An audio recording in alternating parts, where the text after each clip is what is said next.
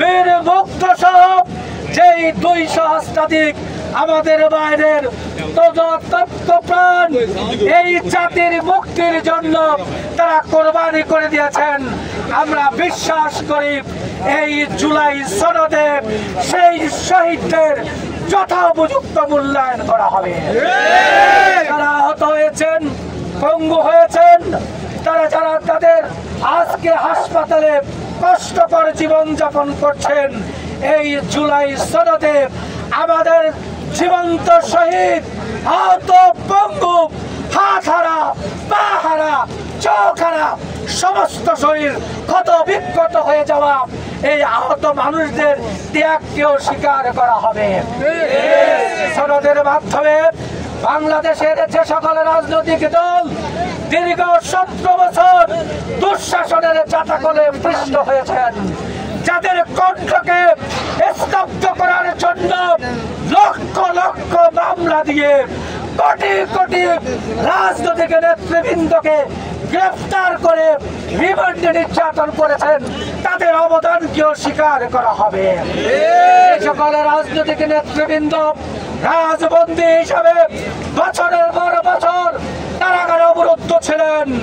যে সকল দেশপ্রেমিক জনতাকে মিথ্যা মামলা দিয়ে জুডিশিয়াল কিলিং এর মাধ্যমে হত্যা করা হয়েছে, বাংলাদেশ জামাত ইসলামের শীর্ষ নেতা আমাদের আমিরে জামাত শহীদ মাওলানা মতিউর রহমান নিজামী, শহীদ আলী হাসান মোহাম্মদ মুজাহিদ, শহীদ মীর কাসেম আলী, শহীদ আব্দুল কাদের মোল্লা, কামারুজ্জামান, বিশ্ববরণ্য আলেমে দ্বীন, আন্তর্জাতিক খ্যাতিসম্পন্ন মুফাসসিরে কুরআন হযরত মাওলানা দেলোয়ার হোসেন সাঈদী রাহিমাহুল্লাহ, অধ্যাপক গোলাম আযম সহ আমাদের উপমহাদেশের শ্রেষ্ঠ আলেমে দ্বীন, শ্রেষ্ঠ মুহাদ্দিস আবুল কালাম মোহাম্মদ ইউসুফ, মাওলানা আব্দুল সোবহান সহ সকল রাজনৈতিক বন্দী শহীদদের স্বীকৃতিও এই জুলাইয়ের মধ্যে নির্ধারিত হবে, তাদের স্থান এখানে পাওয়া যাবে বলে আমরা বিশ্বাস করি।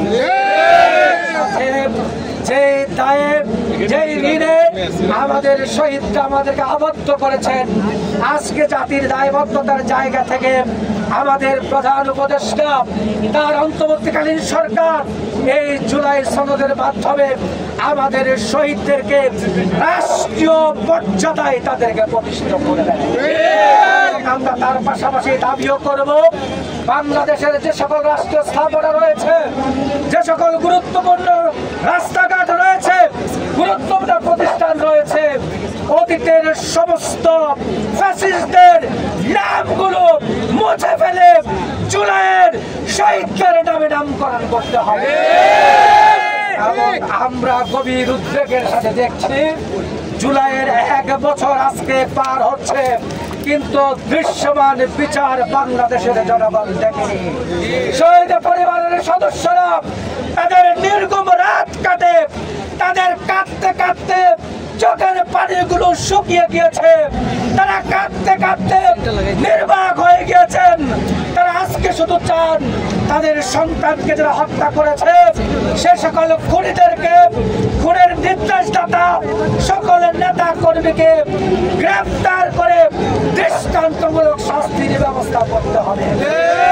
সাথে এই জুলাই অভ্যুত্থানে আমাদের শহীদরা, আমাদের বীর যোদ্ধারা, আমাদের হত পঙ্গু ভাইয়েরা, তারা শুধুমাত্র একটা ক্ষমতার পরিবর্তনের জন্য জীবন দেন নাই, তারা এক সরকারের পরিবর্তন করে আরেকটি সরকার আনার জন্য তারা জীবন দেন নাই, তারা জীবন দিয়েছেন রাষ্ট্রীয় ব্যবস্থার পুনর্বন্টনের জন্য, রাজনৈতিক বন্দোবস্তের জন্য, দেশ থেকে দুঃশাসনকে দূরীভূত করার জন্য, বৈষম্যহীন একটি বাংলাদেশ বিনির্মাণের জন্য।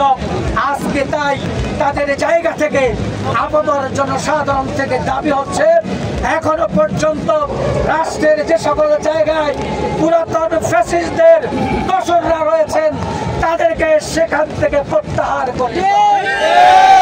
যাদের যতটুকু কর্মতৎপরতা ষড়যন্ত্র ফ্যাসিস্টদের পক্ষে ভূমিকা রেখেছে তার আলোকে তাদের শাস্তির ব্যবস্থা করতে হবে।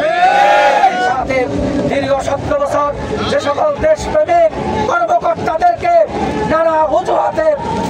রাজনৈতিক বিবেচনায় ওএসডি করেছেন, প্রত্যাহার করেছেন, খুব ঘুরে ঘুরে কষ্টকর ওই বন্ধুর জায়গাগুলোতে, পার্বত্য এলাকাগুলোকে ট্রান্সফার করেছেন। তাদেরকে নিয়ে এসে যথোপযুক্ত জায়গায় তাদেরকে প্রতিষ্ঠিত করে আগামী রাষ্ট্র কাঠামো পরিবর্তনের ক্ষেত্রে ভূমিকা রাখতে হবে। আর জনগণের দাবি হচ্ছে, দীর্ঘ 17 বছর বাংলাদেশে নির্বাচন হয়নি, জনগণ তার ভোটের অধিকার প্রয়োগ করতে পারেনি। এখানে ভোটারবিহীন নির্বাচন হয়েছে, এখানে দিনের ভোট রাতে হয়েছে, এখানে আবিদাবি নির্বাচন হয়েছে।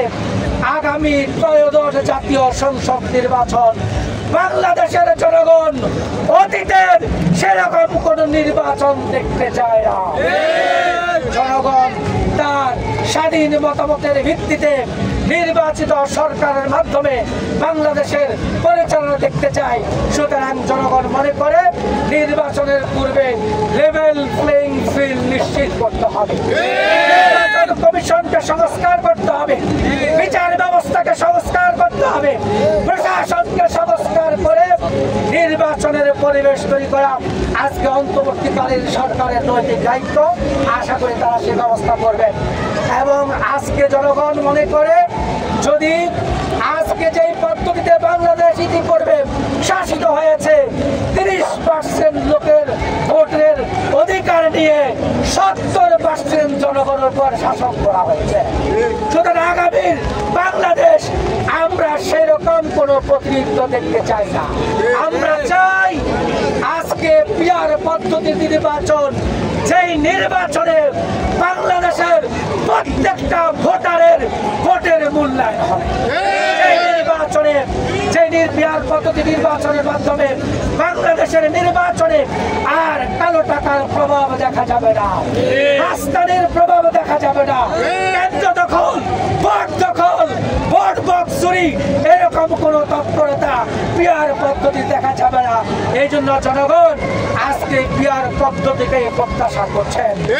এবং প্রত্যেক রাজনৈতিক দল যারা এই নির্বাচন অংশগ্রহণ করবেন, নির্ধারিত সংখ্যক ভোট পাবেন, তাদের দলের পক্ষ থেকে যোগ্যতম ব্যক্তিদেরকে সংসদে পাঠিয়ে সংসদ একটি কার্যকর সংসদ বিনির্মাণের জন্য এই পিআর পদ্ধতি ছাড়া অন্য কোনো পদ্ধতিতে সম্ভব নয়। এই জন্য আমরা বলতে চাই, আগামী নির্বাচন পিআর পদ্ধতি ছাড়া অন্য কোনো পদ্ধতির চিন্তা করা হলে বাংলাদেশের জনগণ সেই নির্বাচনকে মেনে নেবে না। তাই আমরা পিআর পদ্ধতি সহ আগামী দিনের রাজনৈতিক সকল দল যারা এই বিগত অভ্যুত্থানে ভূমিকা রেখেছেন, দীর্ঘ 17 বছর জুলুম দুঃশাসনের শিকার হয়েছেন, আমরা সকল রাজনৈতিক নেতৃবৃন্দের কাছে আহ্বান জানাবো, আসুন আমরা জুলাই স্পিরিটকে ধারণ করি। আমরা যেভাবে 71কে ধারণ করব, আমরা যেভাবে 52কে ধারণ করব, আমরা যেভাবে 69কে ধারণ করব, একই ধারাবাহিকতায় বাংলাদেশের দ্বিতীয় স্বাধীনতার যেই ভূমিকা জুলাইয়ের স্পিড থেকে আমরা ধারণ করে বাংলাদেশকে এগিয়ে যাওয়ার ক্ষেত্রে ভূমিকা পালন করব।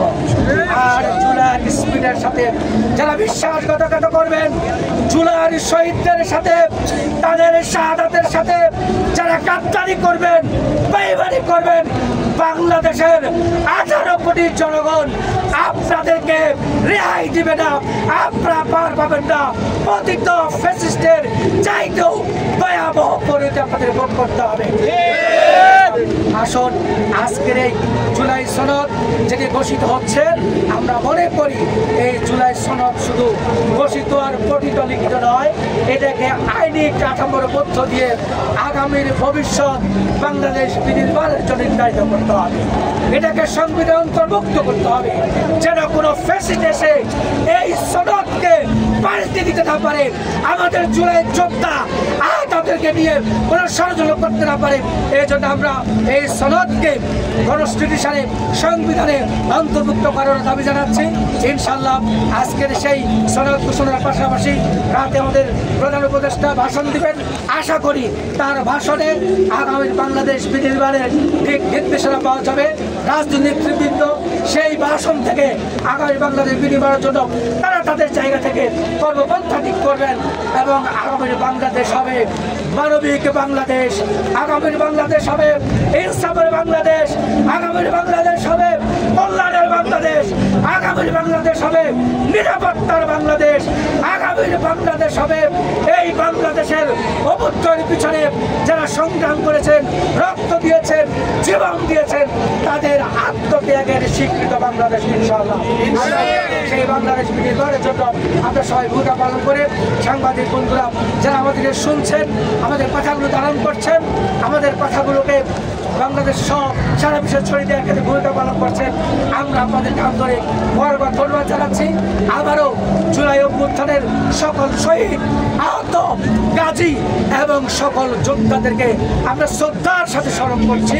আমরা তাদের পাশে আছি, সাথে আছি, তাদের যে কোনো প্রয়োজনে আমরা ভূমিকা পালন করবো ইনশাআল্লাহ।